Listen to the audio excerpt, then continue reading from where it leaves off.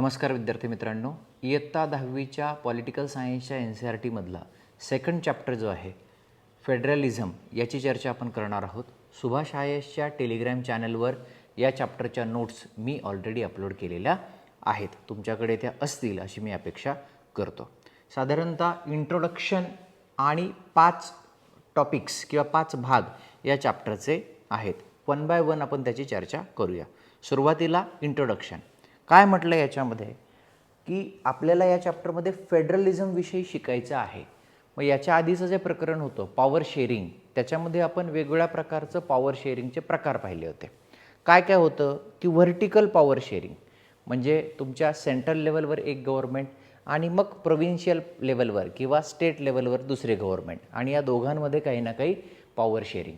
त्यानंतर तुम्ही बघितलं होतं हॉरिझॉन्टल टाईपचं पॉवर शेअरिंग की तुमच्या लेजिस्लेचर, एक्झिक्युटिव्ह आणि ज्युडिशरी या सेम लेवलवरती असणाऱ्या ऑर्गन्समधलं पॉवर शेअरिंग. तर त्या पॉवर शेअरिंगच्या टाईपमधला जो एक टाईप आहे तो म्हणजे vertical power sharing. Vertical power sharing उभी अशी असणारी पॉवर शेअरिंग जी मांडणी आहे ते म्हणजे तुमचं फेडरलिझम. त्याच्याविषयीची चर्चा आपल्याला करायची आहे. सेंट्रल गव्हर्नमेंट, स्टेट गव्हर्नमेंट आणि लोकल बॉडीज. मग भारताच्या संदर्भात जर म्हणायचं तर हे जे पॉवर शेअरिंग आहे तर त्याच्यावरती जर आपण पाहिलं सगळ्यात टॉपमोस्ट तर सेंट्रल गव्हर्नमेंट किंवा ज्याला आपण युनियन गव्हर्नमेंट असं सुद्धा म्हणतो ते येतं. त्यानंतर वेगवेगळ्या घटक राज्यांची स्टेट गव्हर्नमेंट्स येतात आणि पुन्हा या स्टेट गव्हर्नमेंटच्या खालीसुद्धा 1992 नंतर म्हणजे 73rd and 74th constitutional amendment act आल्यानंतर लोकल बॉडीज किंवा लोकल गव्हर्नमेंट्स नावाची एक जी गोष्ट आहे तिला कॉन्स्टिट्यूशनल स्टेटस मिळालेला आहे, घटनात्मक दर्जा मिळालेला आहे, ज्याच्या थ्रू रुरल लोकल बॉडीज आणि अर्बन लोकल बॉडीज या कॉन्स्टिट्यूशनल स्टेटस मिळवून स्थापन झालेल्या आहेत. आणि या रुरल लोकल बॉडीजमध्ये मग तुमची ग्रामपंचायत ते तुमची पंचायत समिती ते जिल्हा परिषद अशा मेजर 3 प्रकारची 3 टायर सिस्टीम जी येते.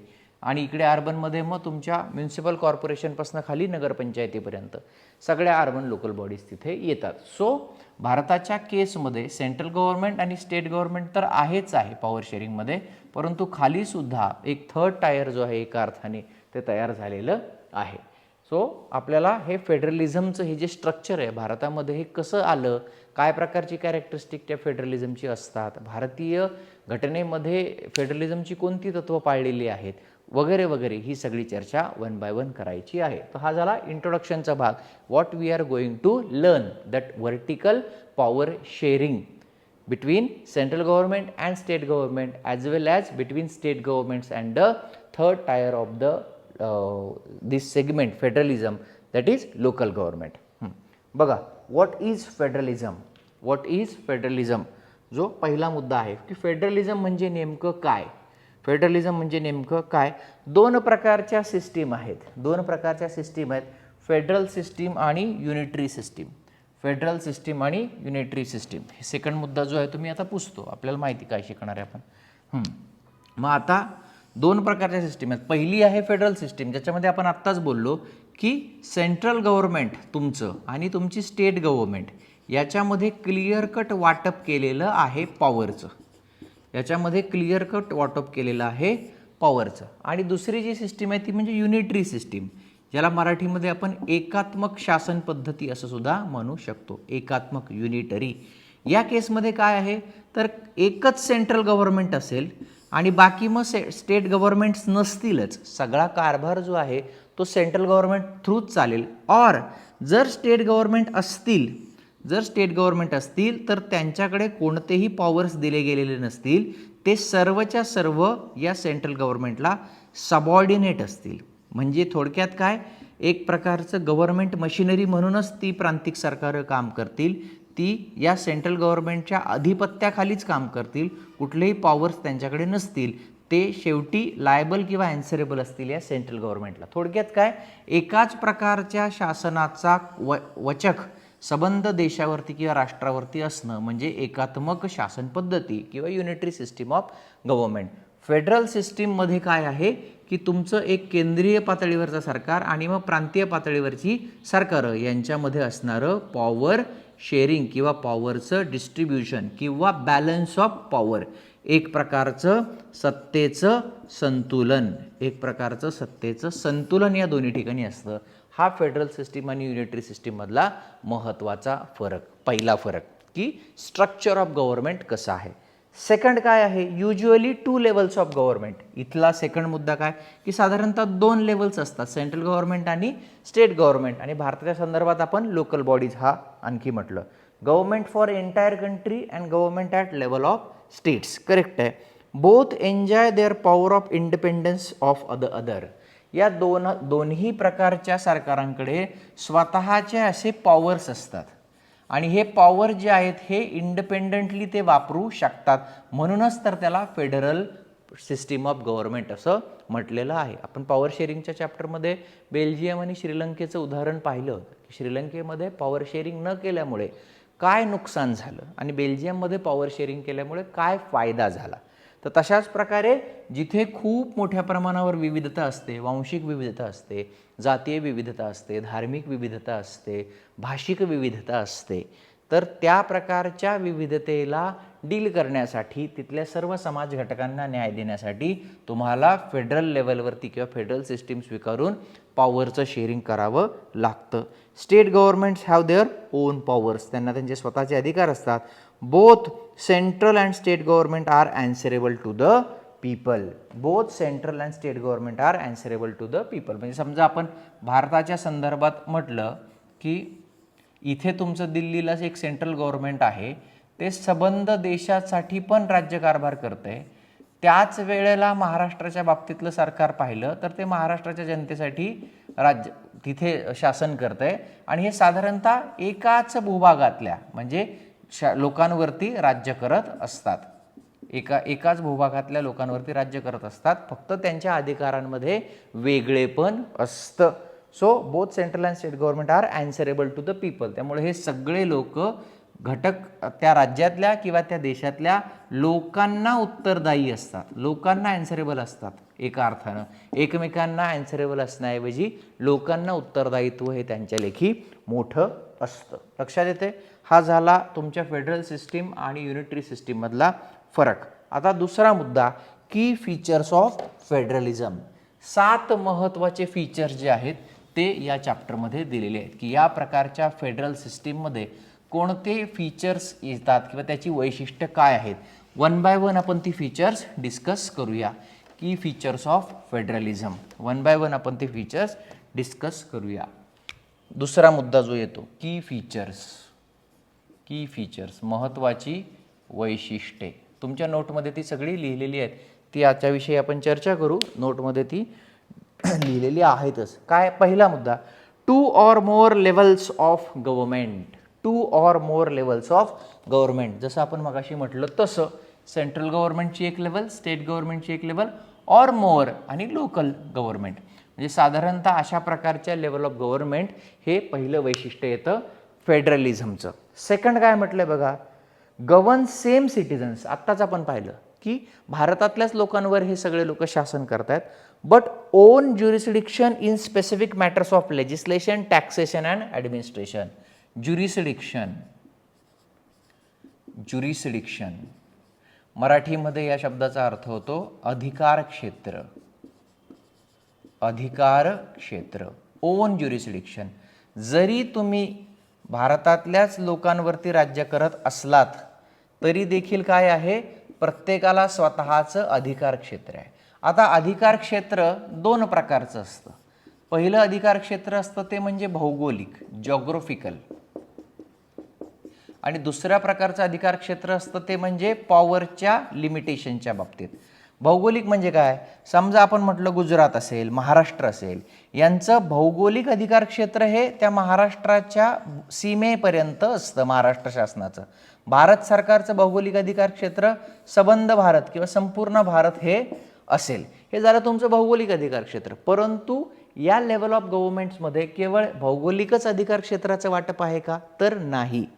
महाराष्ट्र शासनाला ज्या विषयासंबंधी कायदे करायचे आहेत, लेजिस्लेशन करायचं आहे ज्या विषयांसंबंधी टॅक्सेशन करायचं आहे, ज्या बाबतीतलं टॅक्सेशन करायचं आहे, ज्या प्रकारचं प्रशासन ॲडमिनिस्ट्रेशन चालवायचं आहे, इत्यादी इत्यादी बाबतीमध्ये केंद्र सरकार आणि महाराष्ट्र शासन या दोघांमध्ये अधिकारांची विभागणी झालेली आहे. म्हणजे केवळ जॉग्राफिकल ज्युरिस्डिक्शन नव्हे तर लेजिस्लेटिव्ह ज्युरिस्डिक्शन, टॅक्सेशन संबंधातलं ज्युरिस्डिक्शन, ॲडमिनिस्ट्रेटिव्ह ज्युरिस्डिक्शन यामध्ये सुद्धा डिस्ट्रीब्युशन ऑफ पॉवर झालेलं असतं. कोणत्या विषयांवर कायदे करण्याचा अधिकार हा सेंट्रल गव्हर्नमेंटला आहे आणि किंवा सेंट्रल पार्लमेंटला आहे. लेजिस्लेचर जे आहे सेंट्रलचं त्याला आपण पार्लमेंट म्हणतो.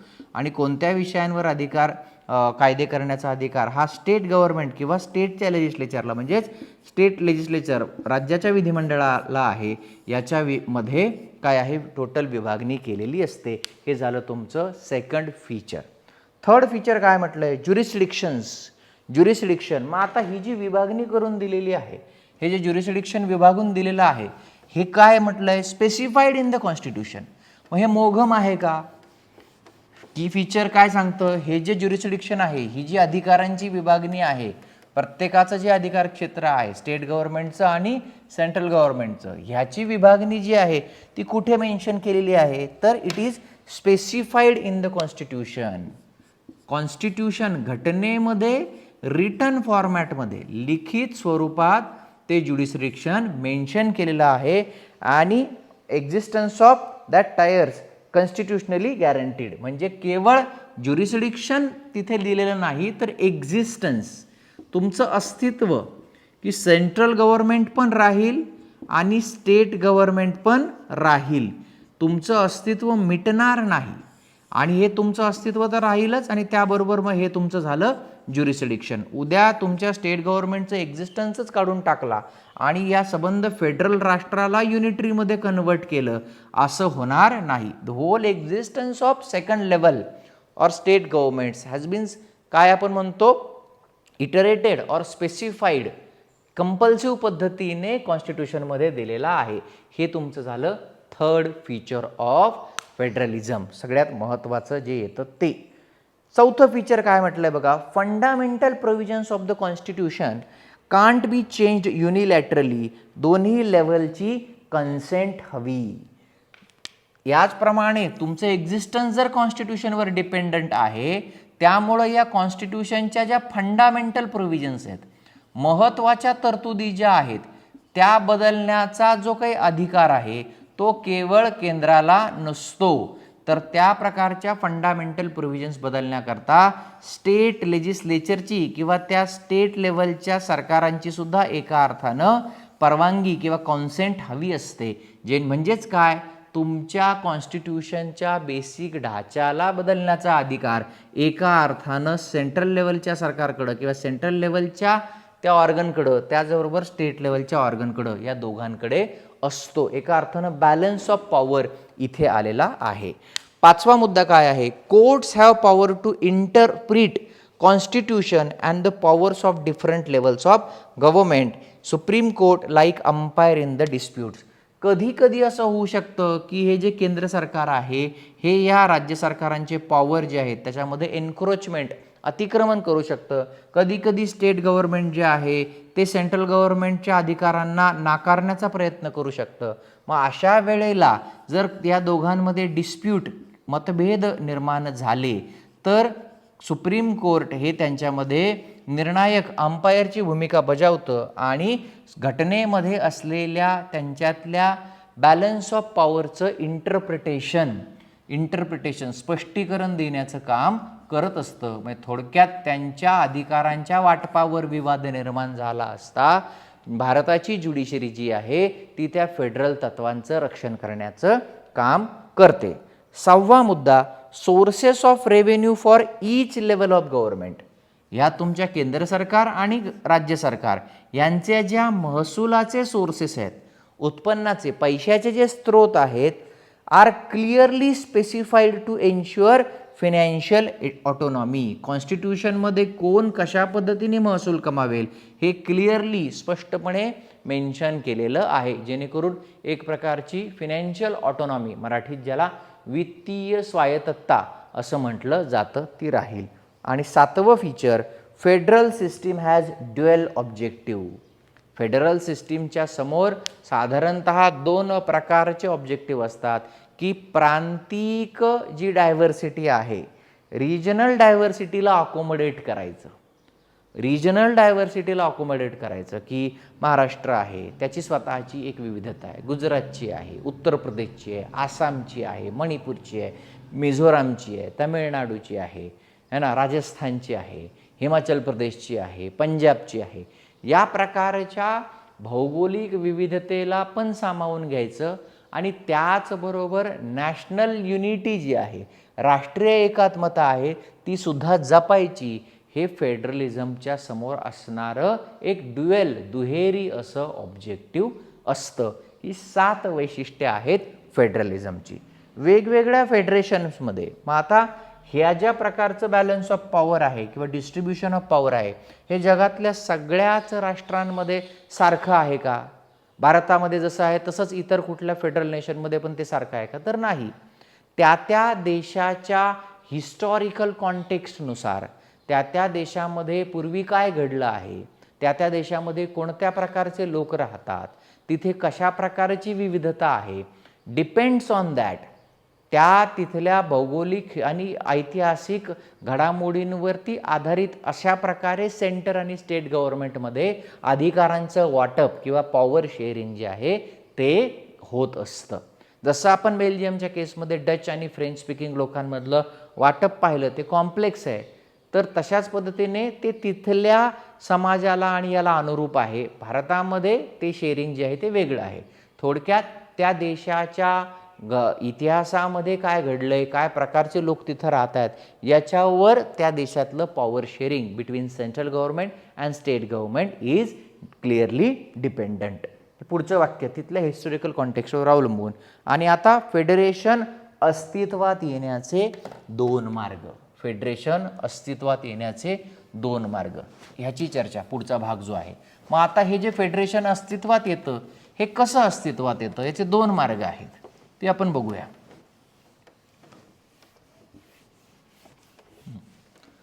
कमिंग टुगेदर फेडरेशन्स आणि holding together federations. Coming together federation आणि होल्डिंग टुगेदर फेडरेशन्स, काय अर्थ आहे याचा आपण पहिल्यांदा एक साध्या उदाहरणाच्या आधारे समजून घेऊया. की समजा तुम्ही 5 मित्र आहात.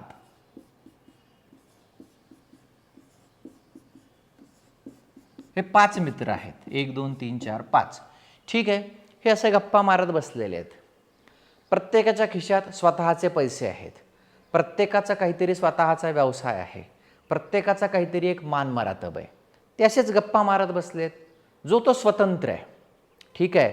कोणीही कोणावरती अवलंबून नाही. ज्याचं त्याचं काय आपण म्हणतो ब्रेड अँड बटर कमवण्याचं ज्याची त्याची स्वतःची ऐपत आहे. No one is dependent on another person. असे 5 मित्र आहेत. ते सहज दुपारी असे गप्पा मारायला बसले, चहा पीत, गंमत जम्मत त्यांची चालू आहे. तेव्हा त्यांच्यामध्ये सहज असा विषय निघाला की आता आपण एक संघटना निर्माण करू, एक ऑर्गनायझेशन आपण स्थापन करू. मग ऑर्गनायझेशन स्थापन करण्यावर त्यांनी सगळ्यांनी एकमेकांचं मत आजमावलं, तर ते सगळे त्याच्यासाठी तयार झाले. ठीक आहे. सगळे त्याच्यासाठी तयार झाले. मग आता पुढचा मुद्दा निघाला की संघटना जर आहे तर त्याच्यासाठी आपल्याला फंड्स गोळा करायला हवेत. मग प्रत्येकानं सांगितलं की हां ठीक आहे, आपण एक काम करूया, प्रत्येकजण हे 20-20 रुपये या फंडसाठी देऊया. 100 रुपये फंडची समजा आवश्यकता आहे की आपण 20-20 रुपये काढूया. मग आता 5 लोक आहेत, स्वतंत्र आहेत, कोणी कोणावर डिपेंडंट नाही. सगळ्यांच्या मर्जीने ठरलं की आपण आता एक संघटना काढायची आहे. सगळ्यांच्या मर्जीने ठरलं की प्रत्येकानं 20-20 रुपये दिले. मग आता या संघटनेमध्ये कोणाकडे काय अधिकार राहतील, या संघटनेमध्ये कुणाकडे काय अधिकार राहतील हे ठरवण्याचा अधिकार पण या 5ही लोकांकडे जातो. म्हणजेच काय, हे 5ही लोक जे आहेत हे या डिसिजन मेकिंगमध्ये इक्वल पॉवर एन्जॉय करतात. कारण संघटना निर्माण करण्याची जी पद्धत यांनी वापरली आहे ती सर्वांनी एकत्र येऊन वापरली आहे. म्हणजेच काय, they came together to form the organisation. They came together to form the organisation. No one has forced them to काय आपण म्हणतो एस्टॅब्लिश अन ऑर्गनायझेशन. त्यांना कोणीही असं बाहेरून येऊन सांगितलं नाही की तुम्ही संघटना स्थापन करा. त्यामुळे मग ती संघटना स्थापन झाल्यावर त्याचा अध्यक्ष कोण राहणार आहे, त्याचा उपाध्यक्ष कोण राहणार आहे, त्याचा सेक्रेटरी कोण राहणार आहे, ते कसे निवडायचे, या सगळ्याचा निर्णय जे आहेत हे 5 लोक घेतील. त्याचबरोबर त्या संघटनेमध्ये प्रत्येकाला काय काय अधिकार असेल, प्रत्येकजण किती स्वतंत्र असेल, हे सुद्धा ठरवण्याचा इक्वल पॉवर त्या 5 मेंबरकडे जातो. Because the method or modus operandi of formation for that organization is coming together. They came together. त्यांना कोणीही वरून असा आदेश दिला नाही आणि अशा पद्धतीनं कमिंग टुगेदर जे झालं ते USA नावाच्या राष्ट्राच्या फॉर्मेशनच्या वेळेस. युनायटेड स्टेट्स ऑफ अमेरिका शब्द काय आहे, युनायटेड स्टेट्स ऑफ अमेरिका.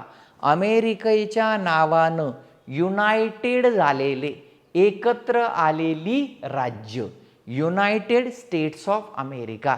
म्हणजे इथं 5 आहेत तर तिथं जास्त असतील की त्या वसाहती ज्या आहेत त्या वसाहतींनी, त्या एरियाजनी, त्या प्रोव्हिन्सेसनी, त्या प्रांतांनी हे ठरवलं की आपण आता एकत्र येऊया. We should come together, we should unite and form a state of America, and that is what is known as United States of America. म्हणजे कमिंग टुगेदर आणि ह्या प्रकारे युनायटेड स्टेट्स ऑफ अमेरिका नावाचं राष्ट्र फॉर्म झालं. म्हणजेच ते जे फेडरेशन आहे ते कमिंग टुगेदर फॉर्मॅटचं आहे. मग यालाच मी किंवा आपण काय म्हणू शकतो, बॉटम टू अप किंवा बॉटम अप फेडरेशन असंही म्हणू शकतो ना. खालून वर असं ते राष्ट्र निर्माण झालं की प्रांत एकत्र आले आणि त्यांनी म्हटलं की आता आपलं एक नेशन असेल. प्रांतांनी ठरवलं की तू येतोस का, तू येतोस का, तू येतोस का. त्यांच्या सामंजस्याने ते एकत्र आले आणि त्यांनी युनायटेड स्टेट्स ऑफ अमेरिका बनवलं. खालून वर अशा त्या राष्ट्राची निर्मिती झाली आणि त्यामुळं तिथल्या प्रत्येक प्रांतामध्ये तुम्ही जर अमेरिकेचा अभ्यास केला तर स्वतःचे असे त्यांचे इंडिव्हिज्युअल राईट्स आहेत, स्वतःचे असे त्यांचे कायदे आहेत. लक्षात येतंय. आता दुसरा प्रकार फेडरेशन अस्तित्वात येण्याचा, होल्डिंग टुगेदर स्टेट्स. मग समजा आता ह्याच 5 मित्रांचं आपण उदाहरण घेतलं की कोणीतरी एक 6वा माणूस त्या बैठकीला आला जो या 5ही लोकांपेक्षा जास्त पॉवरफुल आहे, जास्त श्रीमंत आहे, जास्त ताकदवान आहे आणि तो ह्यांच्यावरती एक प्रकारे त्याचा यांना धाक आहे. तो म्हटला की उद्या आपल्याला एक संघटना स्थापन करायची आहे, तर तू 10 रुपये दे, तू 20 रुपये दे, तू 30 रुपये दे, तू 25 रुपये दे.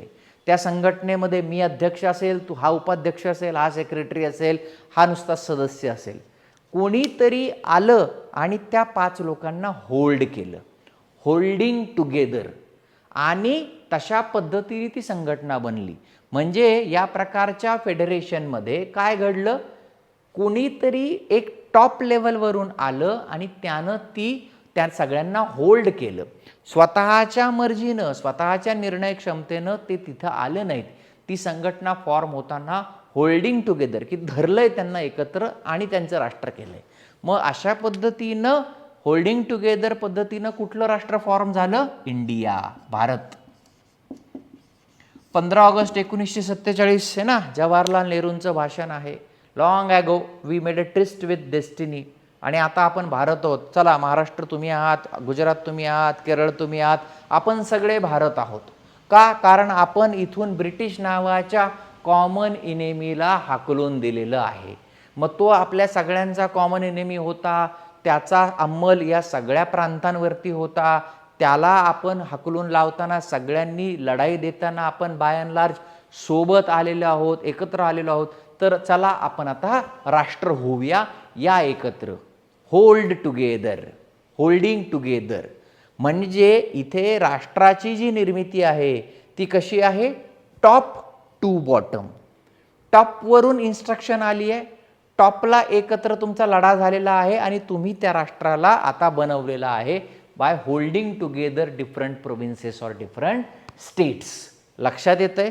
हेही झालं फेडरेशनची सेकंड मेथड. भारत हा यांनी बनलेला आहे आणि त्याच्यामुळे मग इथे ते जे त्याचे कॉन्स्टिट्युएंट प्रोव्हिन्सेस आहेत त्या सगळ्यांकडे स्वतःची बार्गेनिंग पॉवर कमी जास्त आहे. कोणाची बार्गेनिंग जास्त आहे, कोणाची बार्गेनिंग कमी आहे आणि त्याच्यामुळे तिथे अनइक्वल पॉवर्स आहेत.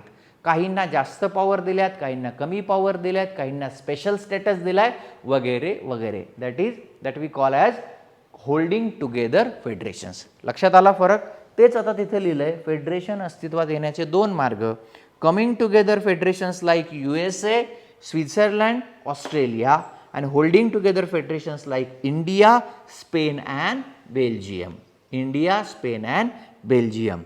काय काय म्हटलंय जे मी आत्ता एक्सप्लेन केलंय तेच तिथे लिहिलंय. Independent states coming together on their own to form bigger unit that we call as coming together federations.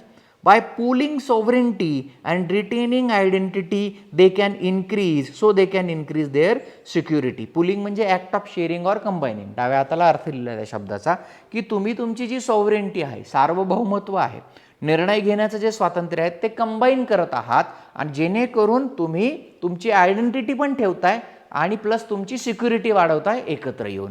हे USAच्या केसमध्ये झालंय. सर्व घटकांकडे, सर्व कॉन्स्टिट्युएंट प्रोव्हिन्सेसकडे युज्युअली इक्वल पॉवर्स. आणि का असतील आपण पाहिलं, कारण they came together by their own will and are strong vis the federal government. Federal गव्हर्नमेंटच्या तुलनेनं किंवा फेडरल गव्हर्नमेंटचा विचार करता ते सारख्याच ताकदीचे आहेत. म्हणजे त्यांचं सेंट्रल गव्हर्नमेंट खूप जास्त पॉवरफुल आहे आणि स्टेट गव्हर्नमेंट हे पॉवरफुल नाही असं आहे का? नाही, कारण दे केम टुगेदर. त्यामुळे सेंटरच्या गव्हर्नमेंट इतकेच पॉवर आमच्याकडे सुद्धा असतील. या उलट holding together federations like India, Belgium आणि स्पेन काय म्हटलंय? Large country decides to divide its power between constituent units and central government. की त्या नेशनने ठरवलंय की आपण आपले पॉवर जे आहेत ते आता वाटून घेऊया, तुम्हाला थोडे आम्हाला थोडे. आणि याच्यामुळे काय होतं? Central government is more powerful vis a vis states. त्या घटक राज्यांच्या तुलनेनं सेंट्रल गव्हर्नमेंट जे काही आहे हे जास्त पॉवरफुल ठरतं. Very often constituent units have unequal powers. अनेकदा काय दिसतं की त्या घटक राज्यांच्या मध्ये सुद्धा असमान अशी ताकद दिसते. Some units are granted special powers. जे मी बोललो इथे बोर्डवर एक्सप्लेन केलं तेच नोटच्या फॉर्मॅटमध्ये दिलेलं आहे. मग आता आपण फेडरलिझमची वैशिष्ट्य पाहिली, त्यानंतर फेडरेशन स्थापन होण्याचे दोन मार्ग बघितले. मग आता पुढचा मुद्दा येतो तो म्हणजे what makes India a federal country. भारताला फेडरल कंट्री का म्हणायचं, कशामुळे म्हणायचं, काय केलेलं आहे. मग आता हे आपण कशाच्या आधारावर जोखणार? आपण हे कशाच्या आधारावर जोखणार? तर we have learned features of federation. आपण 7 फीचर्स जे आहे फेडरल सिस्टीमचे शिकलेलो आहोत की कॉन्स्टिट्यूशनमध्ये तसं रचना पाहिजे, ज्युरिस्डिक्शन लिखितमध्ये पाहिजे, तुमच्या सेंट्रल आणि स्टेट गव्हर्नमेंटमध्ये जर काही विवाद झाला तर ते सोडवायला तुमची ज्युडिशरी पाहिजे, सेंट्रल गव्हर्नमेंट स्टेट गव्हर्नमेंट असे लेवल्स पाहिजे वगैरे वगैरे. मग भारतामध्ये हे असं आहे म्हणून आपण फेडरल आहोत. सिंपल आहे. मग तेच तिथे दिलंय. काय म्हटलं पहिला मुद्दा? Constitution डिक्लेअर्स India as union of states. Y India is federal? What makes India federal country? What makes India federal country? भारताला काय फेडरल कंट्री बनवतं? तर पहिला मुद्दा, कॉन्स्टिट्यूशनमध्ये उल्लेख आहे की India is union of states. India is union of states. राज्यांचा संघ आहे एक प्रकारे. फेडरेशन काय? Union of states. फेडरेशन शब्द नाही वापरला, युनियन ऑफ स्टेट्स शब्द वापरलाय. भारतीय संविधानानं काय म्हटलंय? India is union of states. तो एक प्रकारे युनियन संघ आहे. मग आता भारतीय संविधानात कुठे स्पष्ट की भारत हे एक फेडरेशन आहे असा शब्द वापरलाय का? तर नाही. भारतीय संविधानामध्ये कुठेही भारत हे फेडरेशन आहे असा उल्लेख नाही. मग असा उल्लेख नाही म्हणून भारत फेडरल कंट्री नाहीच का? तर असंही नाही. कारण त्याच्याऐवजी त्यांनी काय म्हटलंय? India is union of states. Union of states एका अर्थानं होल्डिंग टुगेदर असं म्हटल्यामुळं त्याचा अर्थ काय होतो की या स्टेट्सकडे सुद्धा काही ना काही पॉवर आहेत. So constitution डिक्लेअर्स India as union of states but it does not mention the word federation anywhere in the constitution. The word federation is not mentioned in the Indian constitution. Federation या शब्दाचा उल्लेख भारतीय संविधानामध्ये कुठेही नाही. असे असले तरीही भारत हा एक फेडरल नेशन आहे, ते एक फेडरल राष्ट्र आहे. संघराज्यात्मक प्रणाली आपण स्वीकारलेली आहे, कारण फेडरेशन हा शब्द वापरला नसला तरी युनियन ऑफ स्टेट्स हा शब्द तिकडे वापरलेला आहे. नेक्स्ट, फेडरेशनची 7ही वैशिष्ट्य भारतीय तरतुदींना लागू होतात.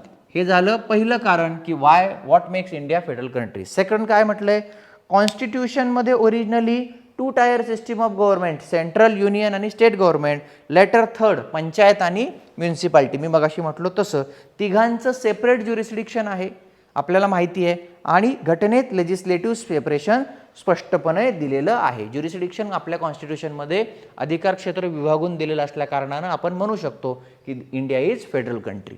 मग आता तिसऱ्या पॉईंटमध्ये ते जे लेजिस्लेटिव्ह ज्युरिस्डिक्शन आहे, लेजिस्लेटिव्ह ज्युरिस्डिक्शन ते एक्सप्लेन केलेलं आहे. लेजिस्लेटिव्ह ज्युरिस्डिक्शन जे कॉन्स्टिट्यूशनमध्ये दिलेलं आहे.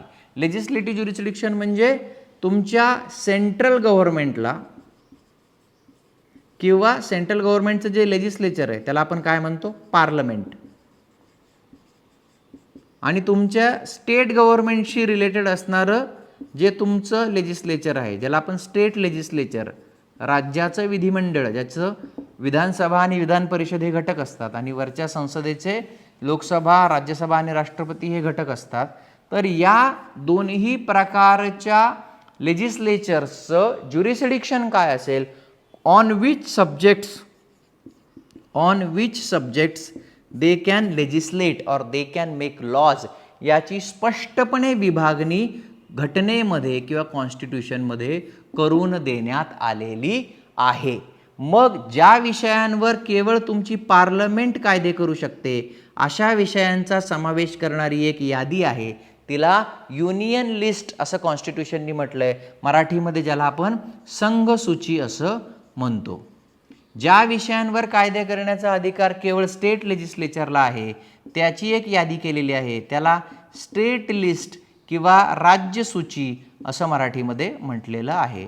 आणि विषय असे आहेत ज्याच्यावर कायदे करण्याचा अधिकार तुमच्या केंद्राच्या कायदेमंडळाला म्हणजे पार्लमेंटलाही आहे, प्लस घटक राज्यांच्या विधिमंडळांनाही आहे.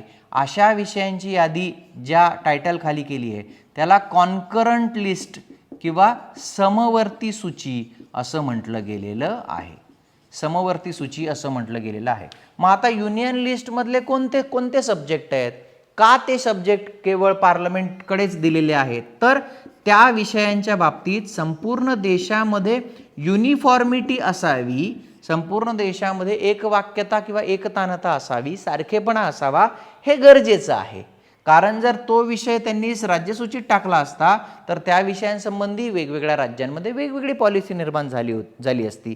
तसं होता कामा नये, म्हणून सबंध देशामध्ये युनिफॉर्मिटी राहण्यासाठी काही विषय जे आहेत हे युनियन लिस्टमध्ये टाकलेले आहेत. उदाहरणार्थ तिथे दिलेत बघा, defence, foreign affairs, banking, communication आणि करन्सी. उदाहरणार्थ करन्सी आहे, चलन आहे. मग चलनाच्या बाबतीत सगळ्या राज्यांमध्ये जर वेगवेगळी पॉलिसी असली तर सगळ्या राज्यांची चलनं वेगवेगळी होऊ शकतात. तसं होऊन चालणार आहे का? नाही. त्यामुळं सुरक्षा असेल, फॉरेन अफेअर परराष्ट्र संबंध असेल, दळणवळण असेल, चलन असेल, बँकिंग असेल, तर या बाबतीत सगळे विषय हे युनियन लिस्टमध्ये आहेत. आणखी काही विषय हे युनियन लिस्टमध्ये आहेत. आपल्याला इथं फक्त एवढे दिलेत म्हणून आपण याची चर्चा करतो आहोत की त्याच्यामध्ये युनिफॉर्म पॉलिसी निडेड आहे.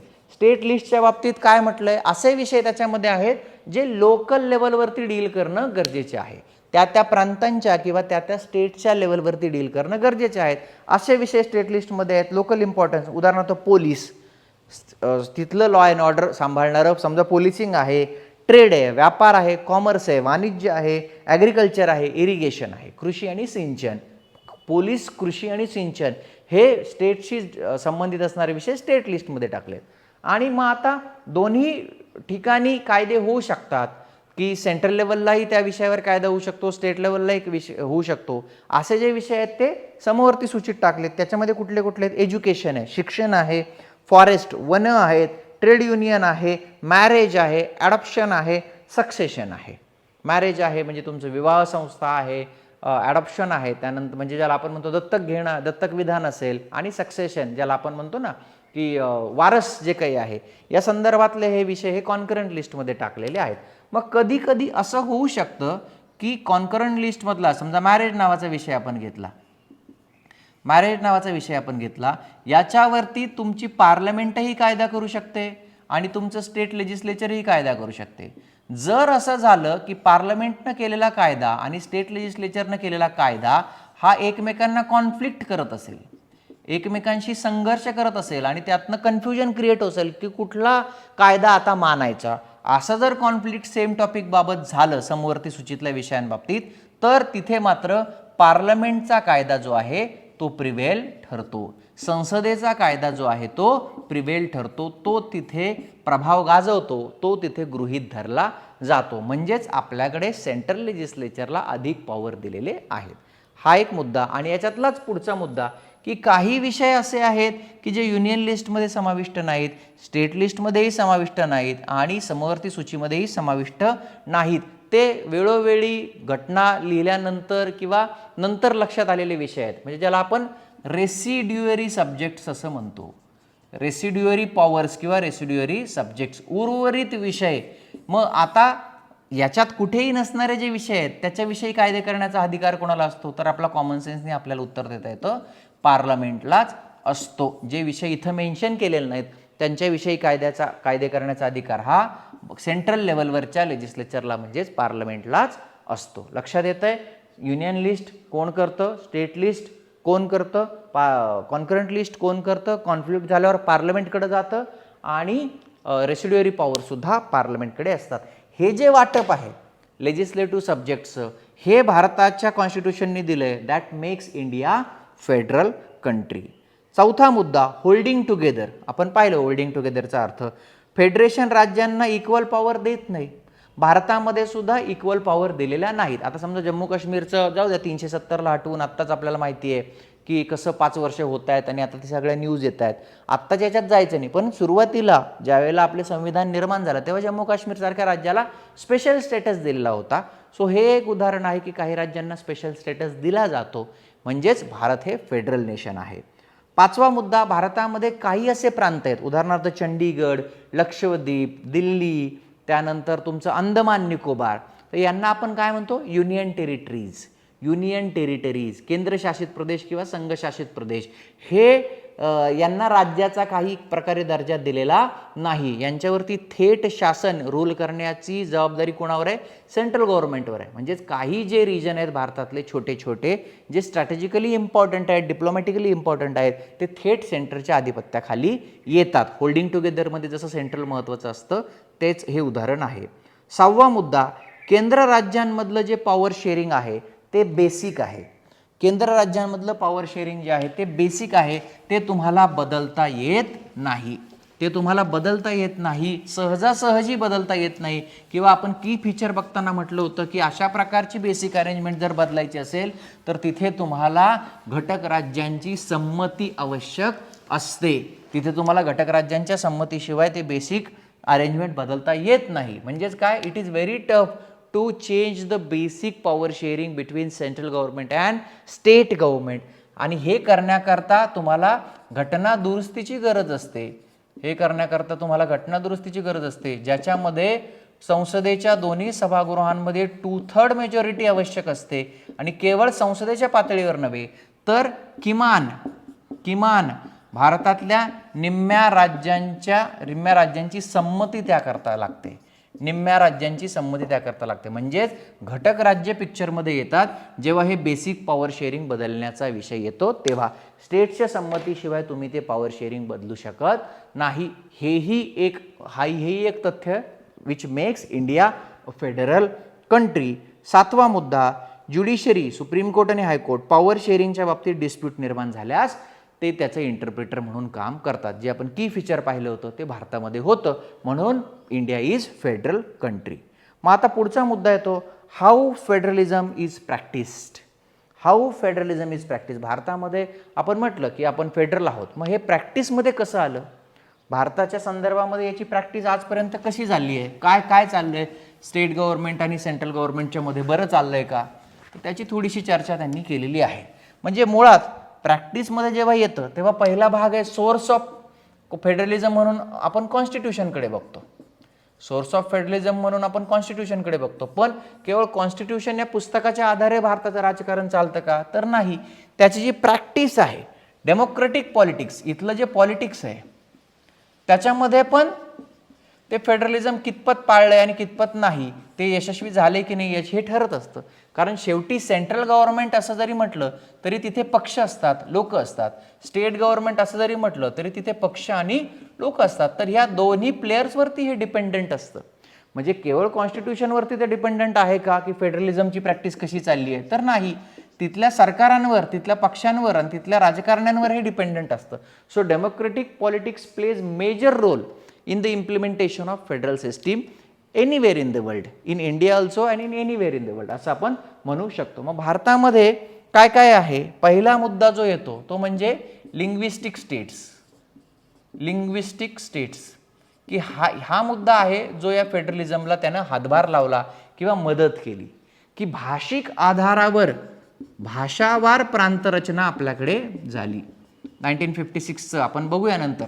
भाषावार प्रांतरचना की मराठी बोलणाऱ्या लोकांचा महाराष्ट्र, मल्याळम बोलणाऱ्या लोकांचा केरळ, तमिळ बोलणाऱ्या लोकांचा तामिळनाडू, तेलुगू बोलणाऱ्या लोकांचा आंध्र प्रदेश, गुजराती बोलणाऱ्यांचा गुजरात वगैरे वगैरे.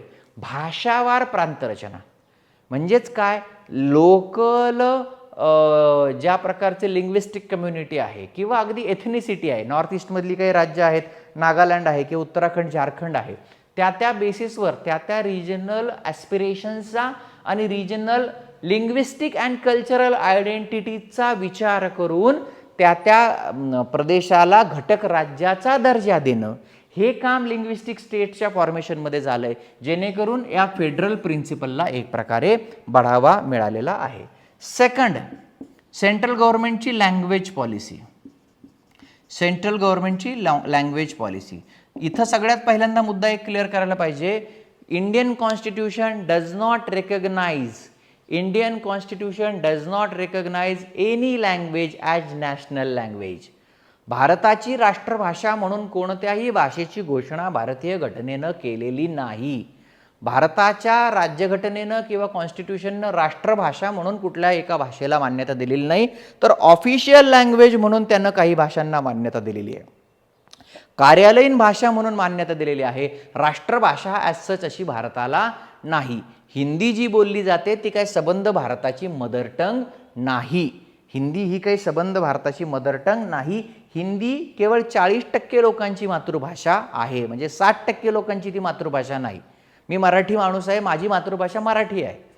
केरळमधल्या माणसाची मातृभाषा मल्याळम असू शकते, लक्षात येत आहे. आंध्रमधल्या माणसाची ही आहे तेलुगू असू शकते, कर्नाटकची कन्नड असू शकते. तर मुद्दा जो येतो की हिंदी ही काही राष्ट्रभाषा नाही. Hindi is an official language. केंद्रानं त्याला ऑफिशियल लँग्वेज, कार्यालयीन भाषेचा दर्जा दिलेला आहे. आणि पुढे हिंदीला साऊथ इंडियामधनं मोठा विरोध झाला आणि त्या संघर्षातनं मग पुढे इंग्लिश या भाषेला सुद्धा ऑफिशियल लँग्वेजचा दर्जा दिलेला आहे. सुरुवातीला तो काही विशिष्ट काळापर्यंत होता, नंतर तो वाढवण्यात आला, एक्सटेंड करण्यात आला. सो हिंदीचा प्रचार आणि प्रसार जरी नॉर्थ इंडियामधून किंवा सेंट्रल गव्हर्नमेंटने केलेला असला तरी ती लादलेली नाही. त्याच्याबरोबर इंग्लिश ही सुद्धा ऑफिशियल लँग्वेज ठेवली आहे. त्याचबरोबर त्या घटक राज्यांना अशी मुभा दिली आहे की तुम्ही तुमची ऑफिशियल लँग्वेज, जसं महाराष्ट्राच्या केसमध्ये आपण मराठीचा स्वीकार ऑफिशियल लँग्वेज म्हणून केलेला आहे, ती ऑफिशियल लँग्वेज ठेवण्याची परवानगी दिली आहे, जेणेकरून एक प्रकारे तुम्ही हे फेडरेशन सक्सेसफुल करू शकता. तिसरा मुद्दा, सेंटर स्टेट रिलेशन्स, केंद्र राज्य संबंध. तर सुरुवातीच्या काळात अगदी स्पष्टच बोलायचं तर 1952च्या पहिल्या जनरल इलेक्शन नंतर खूप काळ काँग्रेसचंच सरकार सेंट्रल गव्हर्नमेंटमध्ये होतं आणि खूप काळ भारताच्या बहुसंख्याक राज्यांमध्ये सुद्धा काँग्रेसची सरकारं होती. त्यामुळं सेंटर स्टेट रिलेशनमध्ये पॉवरच्या बाबतीत बॅलन्स राहत होता. काही ठिकाणी जेव्हा काँग्रेसेतर बिगर काँग्रेसची सरकार आली त्यावेळेला काँग्रेसच्या त्यावेळेच्या सेंट्रल गव्हर्नमेंट्सकडनं असा प्रकार झाला की त्यांच्यावरती एक अंकुश ठेवण्याचा हे झाला आणि बॅलन्स ऑफ पॉवरमध्ये थोडीशी हेडसाण झाली किंवा गडबड झाली. 1990 नंतर जेव्हा प्रांतिक राजकारण किंवा प्रांतीय पक्षांची एक प्रकारे सरशी होताना दिसली, जसं महाराष्ट्रामध्ये शिवसेनेसारखा पक्ष आहे किंवा दक्षिण भारतामध्ये रिजनल पक्ष आहेत, DMK आहे, तर या पक्षांनी स्वतःच्या राज्याच्या भाषिक किंवा प्रांतिक अस्मिता लावून धरल्यामुळे पुढच्या काळामध्ये सेंट्रल स्टेट रिलेशनशिपमध्ये हा घटक महत्त्वाचा ठरला. पुन्हा एक अलायन्सचं एक राजकारण आलं, आघाडीचं एक राजकारण आलं, ज्याच्यातून सुद्धा आघाडीची सरकारं बनत असल्यामुळे केंद्र आणि राज्य संबंधांना ते फेडरल प्रिन्सिपल किंवा पॉवर शेअरिंग हे जास्त चांगल्या पद्धतीने किंवा कंपल्सिव्ह रीतीने पुढे न्यावं लागलं. हा महत्त्वाचा मुद्दा लक्षात येतं आहे. तर ते कशा पद्धतीने डेमोक्रेटिक पॉलिटिक्समध्ये मेंटेन केलं जातं ह्याची ही 3 बेसिस किंवा उदाहरणं त्यांनी दिली. आणि शेवटचा मुद्दा डिसेंट्रलायझेशन इन इंडिया, भारतामधलं विकेंद्रीकरण, की केवळ 2 लेवल्स ज्याला आपण म्हणतो, 2 टायर ज्याला आपण म्हणतो, की पहिलं सेंट्रल आणि दुसरं स्टेट एवढंच न ठेवता 1992 73rd आणि 74th कॉन्स्टिट्युशनल अमेंडमेंट ॲक्टनुसार भारतामध्ये पंचायती राज सिस्टीम आणि अर्बन लोकल बॉडी ज्याला आपण साध्या भाषेत पंचायती राज सिस्टीम आणि म्युन्सिपाल्टीज असं म्हणतो यांना कॉन्स्टिट्युशनल दर्जा देण्यात आला आणि 3rd level of government decentralisation झालं, जेणेकरून local bodies, local self government, स्थानिक स्वराज्य संस्थांना घटनात्मक दर्जा मिळाला. ज्याच्यातून मग काय आहे त्यांनी म्हटलं, त्यांची हे दिलेत constitutionalisation of local government, regular election mandatory करण्यात आले, तिथे SC ST महिलांना रिझर्वेशन देण्यात आलं. त्यानंतर स्टेट इलेक्शन कमिशन त्यांच्या निवडणुकांसाठी राज्य निवडणूक आयोगाची स्थापना करण्यात आली. स्टेट गव्हर्नमेंटनी त्यांना कशा प्रकारे रेव्हेन्यू शेअरिंग करावं याच्या प्रकारचं एक शेअरिंगचं प्रिन्सिपल तिथे आलं. याच्यातनं ग्रामपंचायत म्हणजे रुरल गव्हर्नमेंटच्या बाबतीत म्हटलं तर ग्रामपंचायत आणि पंचायत समिती आणि जिल्हा परिषदा, आणि अर्बनच्या बाबतीत म्हटलं तर म्युन्सिपल कॉर्पोरेशन ते नगरपंचायत, अशा पद्धतीनं ती रचना किंवा संरचनेला एक घटनात्मक दर्जा मिळाला. आणखी ग्रामसभेची व्याख्या त्यांनी ओघात जाताना सांगून टाकली आहे की all the eligible voters in the village ची मिळून विलेज असेंब्ली किंवा ग्रामसभा तयार होते. हा खूप महत्त्वाचा मुद्दा आहे. 18 इयर्स अँड अबाव आणि एलिजिबल ॲज वोटर्स असे सगळे ग्रामसभेमध्ये येतात. सो हे झालं डिसेंट्रलायझेशन. पंचायत राज व्यवस्थेविषयी आणि अर्बन लोकल बॉडीजविषयी आपण पुढे बोलूया, पण डिसेंट्रलायझेशन होण्यामागे या स्थानिक स्वराज्य संस्थांचा मोठा सहभाग आहे. अशी ही चर्चा सगळी फेडरलिझम या चॅप्टरच्या अंडर केलेली आहे. लक्षात येतंय? इथे आपल्या 2nd चॅप्टरची चर्चा संपते. इथं आपण थांबूया. 3rd चॅप्टरचा व्हिडिओ घेऊन आपण लवकरच भेटूया. धन्यवाद.